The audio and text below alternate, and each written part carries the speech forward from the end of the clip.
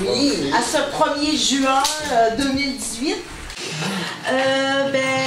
On se retrouve ce matin pour la fameuse journée, c'est-à-dire remettre les sous aux capables, au Centre d'aide des proches aidants des Basques.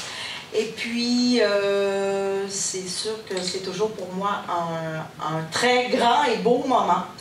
Mais avant d'aller plus loin, j'inviterai Mme Danielle Lafrance, la directrice adjointe à l'éducation des adultes, à vous adresser quelques mots.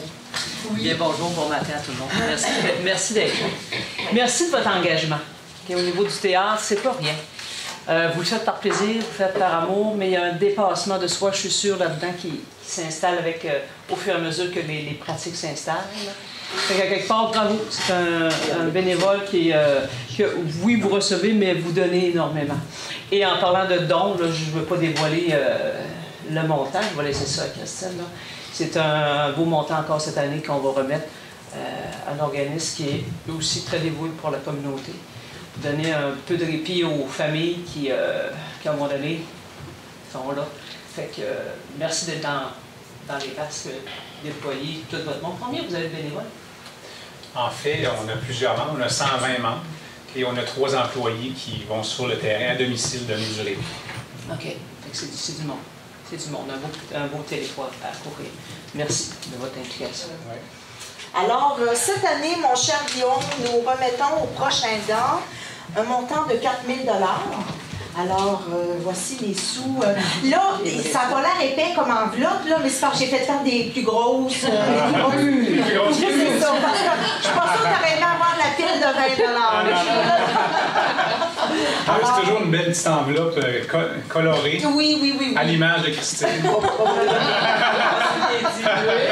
Alors, je te remets officiellement 4 000 $ pour le capable. Alors, je pense que...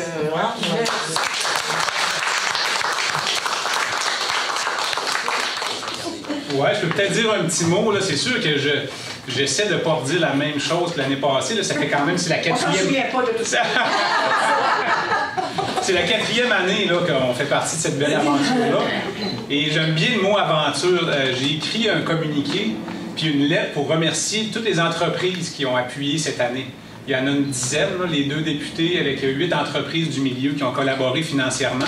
Et dans cette lettre-là, je dis merci d'avoir participé à cette belle aventure théâtrale parce que moi, ça me fascine à chaque année de voir à quel point vous êtes des gens dévoués. Les acteurs, là, je veux dire, ils se donnent bénévolement pendant des mois. C'est pas juste des semaines, c'est pendant des mois pour monter une pièce bénévolement, pour présenter ça à la communauté.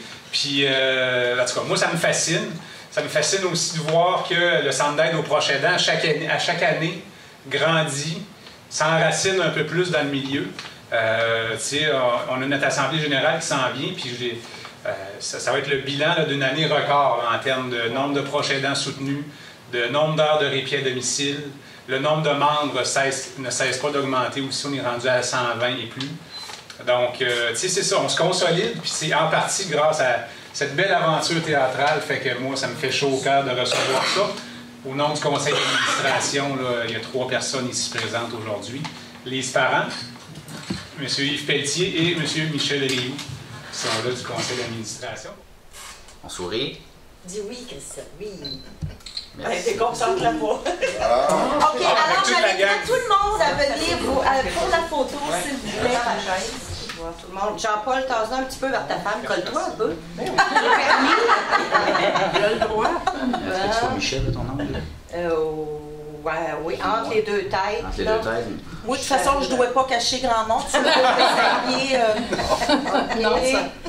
bravo d'avoir mené à bon terme cette pièce par votre jeu.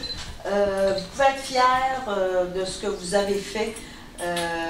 Je le dis à tous les ans, mais je me trouve choyée de pouvoir travailler à chaque année avec une belle gang colorée comme ça. Alors, merci à vous d'avoir embarqué dans cette aventure-là, comme Guillaume disait. Et puis, je vous dis déjà à l'année prochaine. Je ne sais pas comment tu vas faire cette année, mais à chaque année, les gens nous disent que c'est la meilleure. Ouais, C'était la meilleure. L'année prochaine, je sais pas quoi tu vas mettre. Encore la meilleure. mais là, l'année prochaine, c'est la suite de Fait Paul Fou Marcel. Fait que c'est sûr et certain que là, il y a déjà des choses. Oui, c'est une suite.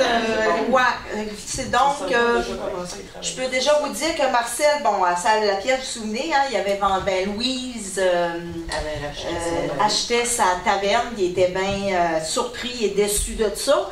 Mais il avait bien dit à Louise, imagine-toi pas que je vais aller travailler pour toi à taverne. Fait qu'elle avait dit, ben non, tu resteras à la maison pour faire le ménage, le lavage, le repassage, puis tout. Alors là, Marcel, il a pris une année, une vraie sabbatique, mais il revient à l'automne.